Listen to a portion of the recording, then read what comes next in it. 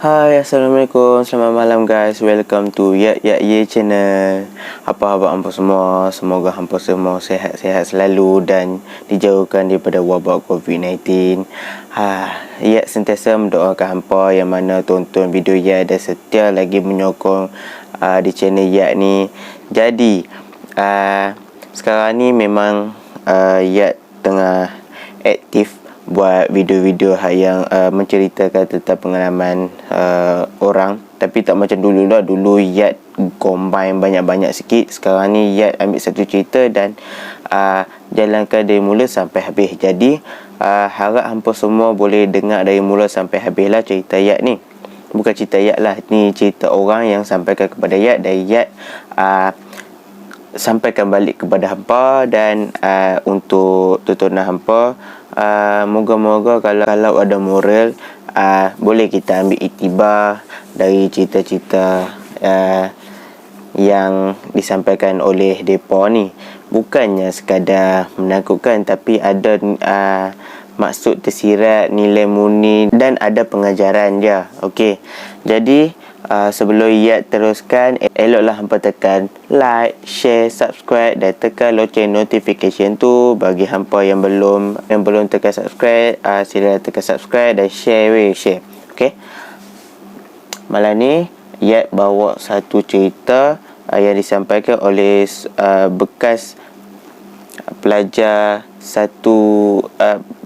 pelajar institusi. Okey. Ya, tanah abad lah. Dia belajar college ke, dia belajar USM ke, MRSM ke. Okey, ya tak nak cerita yang tu sebab takut nanti membabitkan banyak-banyak pihak pula. Jadi Yat nyata kat sini kat sebuah institusi yang di mana dia ni terperangkap. Sebelum dia terperangkap tu, dia dihantui macam-macam benda, diganggu. Okey, jadi jom kita start sekarang. Bermulanya watak ni dia kan nak buat nama apa takut Yat lupa macam video minggu lepas yang mana Yat sat jadi Ajib, sat jadi Amin, sat jadi Afiq. So Yat fikir-fikir balik, Yat buat nama Mat lah. Okey, Mat senang sikit.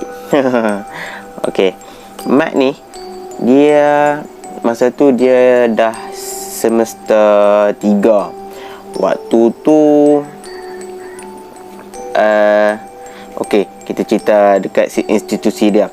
Institusi dia, tempat dia belajar ada 3 blok. Okey, blok depan, blok tengah dan blok belakang lah. Belah sini Padang. Okey, jadi sini blok depa belajar dan sini Padang.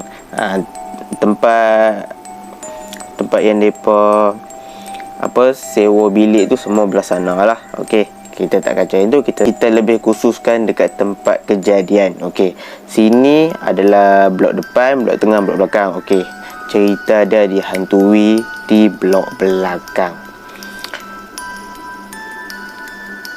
Pada waktu tu dalam pukul 6 petang kot, atau pukul 5 macam tu, lepas habis kelas, kalau tak silap ayat kelas bahasa Inggeris. Okey, depa ni kalau lepas belajar mesti depa nak lepak-lepak tempat kan. Kadang-kadang ada yang pergi lepak mamak, lepak mall apa semua. Tapi si Mat ni dia jenis suka lepak dekat surau. Sebab apa? Bagi dia boleh dia bermastautin.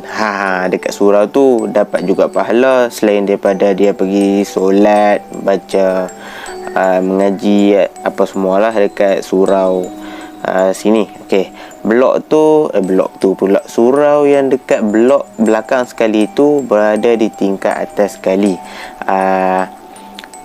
Dan dijadikan cerita, blok tu mempunyai 3 tingkat. Okey, tingkat pertama, tingkat kedua, tingkat ketiga. Okey, jam menunjukkan pada pukul 6 petang dia pergi rehat-rehat. Kebetulan dekat blok di slot, ya tersasul, minta maaf blok kat situ pun ada wifi. Jadi lepas dia solat asar, dia study sikit dekat situ kan, dia main lah phone. Okay, kejap je kan. Lepas tu dalam tak sedar dia tertidur. Dia terlelap kejap. Okay, tu tak ada seramnya lagi. Okay, yang jadi seramnya, dia tertidur sampai dia tak ingat yang blok tu sepatutnya dia tutup. Pak guard tempat institusi tu memang akan tutup dalam pukul 6 lebih, 6.30 macam tu lah. Mesti akan tutup pintu nak naik tangga dengan pintu sini. Jadi nak dijadikan cerita, dia memang dah terperangkap dalam satu blok tu. Okey, dalam pada dia rasanya terjaga dalam pukul 8 kot atau pukul 9 macam tu tau. Dia tak berapa nak pasti. Nanti Yat kontak dia lain. Okay, kita anggarkan dalam pukul 9 lah. Pukul 9 tu dia terjaga. Dia memang pelik sebab di luar tingkap surau tu memang dah gelap gelemat. Okay, kalau hampa tak faham, gelap tu macam gelap lah. Gelap memang yang tak ada lampu, tak ada apa, hanya kipas je yang pusing. Dia tak nampak apa. Okay, dia buka suis lampu, dia tengok jam lah, pukul 9 macam tu. Dalam pukul 9 dia nak berganjak keluar lah, nak balik lah ke dom dia, ataupun bilik sewa dia. Dia bilik sewa ke dia tak sure lah. Aduh, banyak lupa ni. Dia cerita sekali imbas je, Yat ingat-ingat lupa. Tapi yang pasti betul lah cerita yang Yat cerita dari mula tadi. Okay, nak dijadikan cerita, pintu surau terkunci.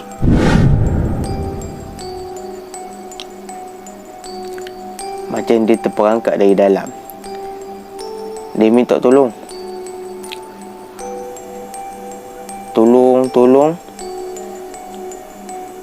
Dia kocok-kocok tombol pintu tu. Lama sikit baru terbuka. Elok je terbuka.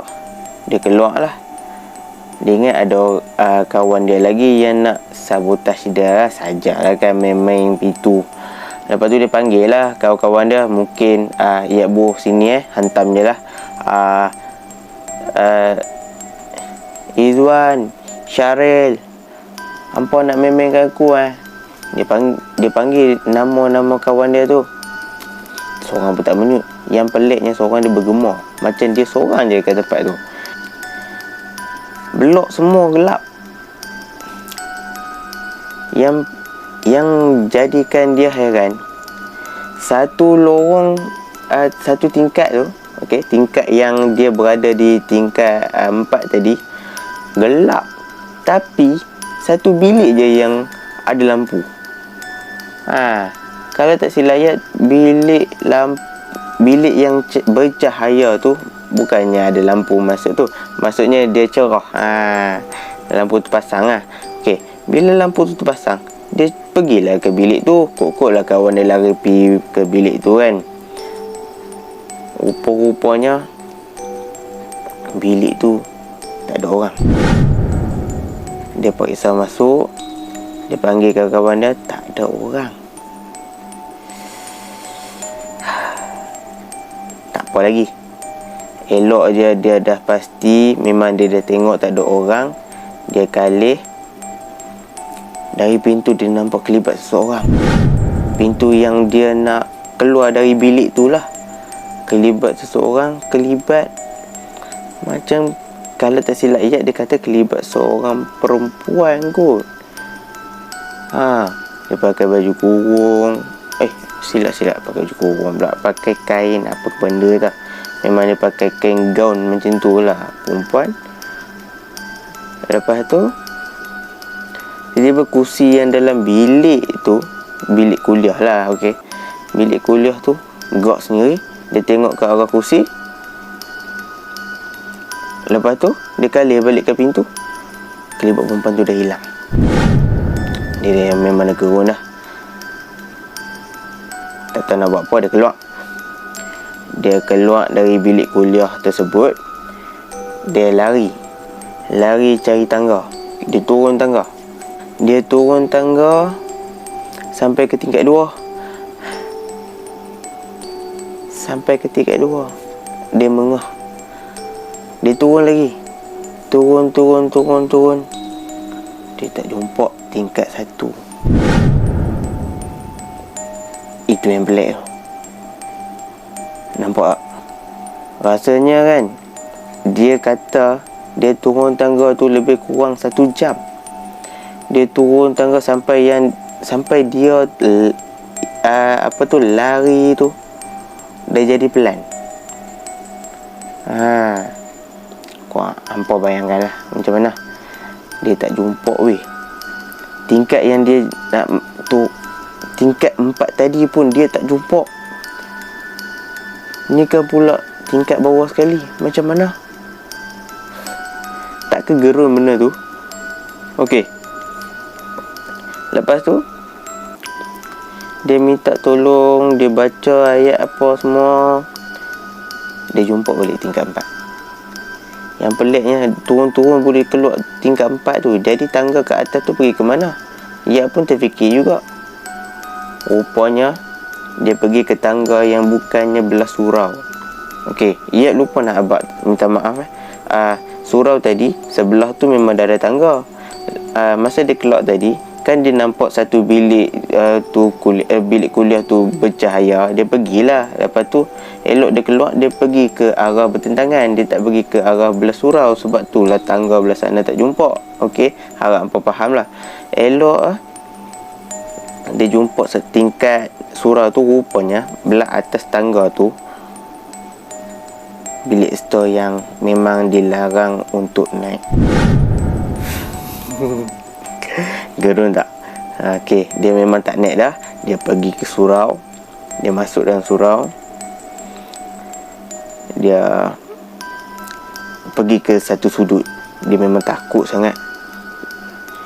Elok lampu surau tu menyala, tiba-tiba terpadam.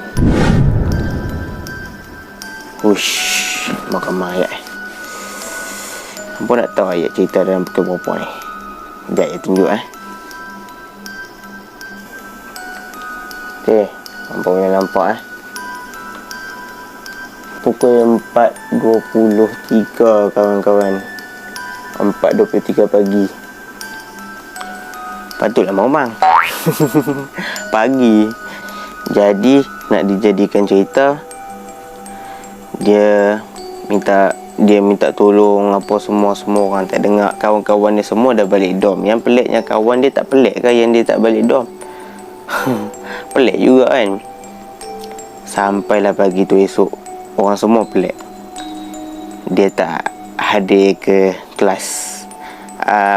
Kelas apa dia tak ingat lah. Kos apa pun dia tak nak bagi tahu lah. Takut nanti lebih terang kan kepada tempat institusi tersebut. Jadi ia diminta untuk sembunyikan lah tempat belajar tu lah, institusi tersebut. Lepas tu salah seorang pelajar perempuan lah yang nak masuk semayang Zuhur kalau tak silap ya. Dia terkejut. Dia nampak seorang lelaki yang tidur tak bangun-bangun. Dia beri kejut, dia kenal nama apa tadi? Ahmad. Nama Ahmad tu. Perempuan tu tanya, pasal apa hang tak ada kelas tadi? Mak tu jawab, aku tak boleh keluar dari sini. Aku terperangkap. Dah lah aku jumpa kelibat semua apa semua dengan kursi bergerak. Aku tak tahu nak buat apa dah. Aku duduk kat sini, aku baca doa, aku selawat apa semua. Dan akhirnya aku tidur kat situ. Dia cerita lah kat Yat. Okay. And dia cerita perempuan ni suggest dia pergi ke counselling lah untuk dia sampaikan apa yang terjadi. Lepas tu kaunseling tu ada tanya, tak minta tolong ke atau call kawan-kawan ke? Apa ni, dia call tapi tak dapat sebab mungkin line macam tak ada line. Kawasan tak ada talian. Tu yang pelik tu. Okey. Ni dia jadikan cerita. Ni rahsia tau. Pak Gek institusi tu dia cakap, dia dengar bunyi gedegung-gedegung dari tingkat 4. Tapi dia buat tak tahu. Hampa nak tahu kenapa? Sebab Pak Gad tu selalu dah dengar benda tu. Dah terbiasa dah. Bunyi gedegam, bunyi kursi bergerak sendiri, meja bergerak sendiri, bunyi cik cik. So tapi dia tak dengar bunyi orang minta tolong. So dia buat tak tahu je lah bunyi macam tu. Dia memang, orang kata orang tua yang dah lama kat situ, dia dah mangli dah. So dia buat tak tahu je lah kan. Lagipun dia dah kunci. Siapa yang nak main curi, nak curi apa benda dalam tu. Ada kursi meja pun. Kalau buat turun pun, pintu yang dari tingkat atas tu kecil je. Okey. Silap, pintu nak turun ke tingkat bawah tu kecil je. Jadi dia memang nak dikatakan salah Pak Gad pun tak boleh, sebab dia kata memang dah terbiasa dengar bunyi macam tu setiap malam pula tu. Jadi dia pun tak tahu. Kalau tanya Pesyarah Lim kan semua balik rumah apa semua, mana ada tinggal dekat blok yang dia orang belajar ni, fakulti ni. Okey. Jadi memang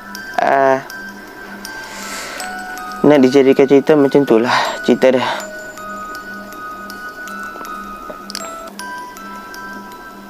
Jadi kesimpulannya di sini, kalau nak simpulkan lah cerita ni, selepas habis belajar je kan, kalau rasa macam badan tu penat, elok balik rumah terus lah, atau balik ke dorm rehat. Dia mungkin dalam apa ni, yang rasa seram sekarang ni, okey, badan tak suci dah lah pukul 6 macam tu kan. Lepas tu dalam pukul 6 tu dia terlelap waktu maghrib. Memang tempat dia pula. Tak tahulah, walaupun tu surau. Mungkin sebelum didirikan surau tu, kawasan tempat benda alam sebelah, mana kita tahu kan. Jadi memang tempat dia. Dia nak main apa ikut suka hati dia lah. Macam yang cerita Pak Gad tadi lah. Elok balik rumah terus. Janganlah nak berstati lama-lama dekat surau. Kalau nak berstati pun pergi kat masjid lah. Okey. Kalau diikutkan ada lagi cerita dia. Okey, itu berkenaan dengan Mat. Ada seorang lagi, Mat ni cerita daripada kawan dia sendiri. Kawan dia perempuan lah, kita bernama Suri, boleh tak? Suri, okey. Suri ni pada satu hari tu, dia ni pun jenis suka study seorang-seorang. Waktu ni awal lagi tau, dalam pukul 5 macam tu. Waktu memang dah habis kelas. Habis kelas tu, dia kata di bilik yang sama, di bilik kuliah yang sama, dia diganggu. Rasanya ada kena-mengena dengan bilik tu sekali kot. Tapi rasanya satu blok tu yang diganggu, yang bunyi macam-macam. Tapi tak tahulah, wallahualam benda tu lah. Nak dijadikan cerita, Suri ni waktu tu dia duduk dalam kelas, duduk study apa semua. Kebetulan wifi yang sampai dekat bilik fakulti tu kuat sikit. Jadi memang cepat lah je nak search Google, research buat apa semua. Tiba-tiba kawan dia mai seorang. Kawan tu nama Sheila lah, senang. Sheila tu mai tegak, "Weh, hang tak balik lagi ke?" "Asal ni aku ada ajar sikit." "Ajar apa? Balik dorm sekali lah kita buat sama-sama." "Tak boleh. Ni ni apa benda lah," dia kata tadi. Apa ya? Ni lecturer nak nak juga esok nak tengok kan kita kena ada presentation. Jadi ada presentation boleh buat kat dom kan. Gila kat apa. Ni kena banyak guna internet. Internet aku dah slow. Kalau aku duduk kat sini lagi senang. Dia cakap dengan Sheila tu, Suri ni, tangan dia sambil duk tulis, mata tengok sini, tapi dia tengok apa Sheila tu. Lepas tu Suri ni tertanya-tanyalah, tak agak-agak nak tanya, Hang Sheila kenapa tak balik ni? Tiba-tiba tak ada jawapan. Dia pelik.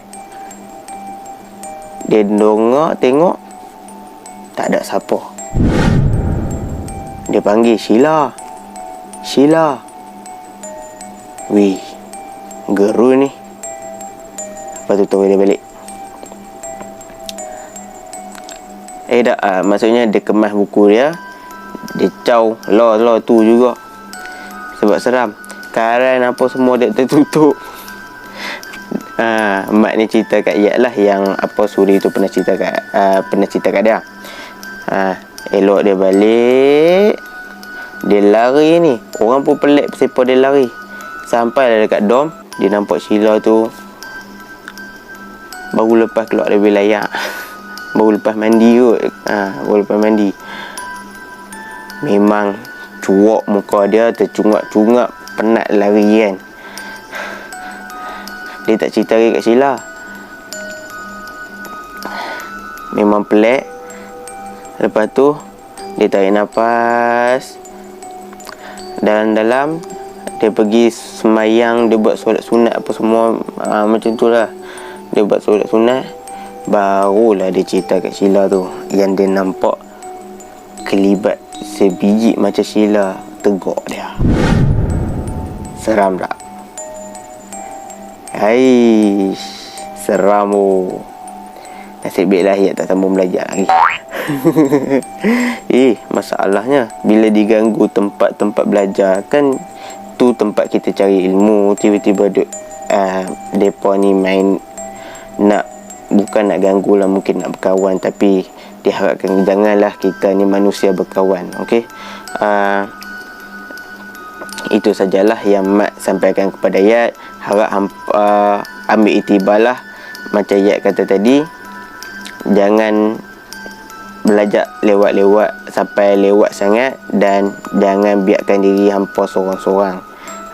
Kalau tidak, takut jadi macam benda macam tu lah. Okay, jumpa lagi di next video. Assalamualaikum, selamat pagi. Okay, bye.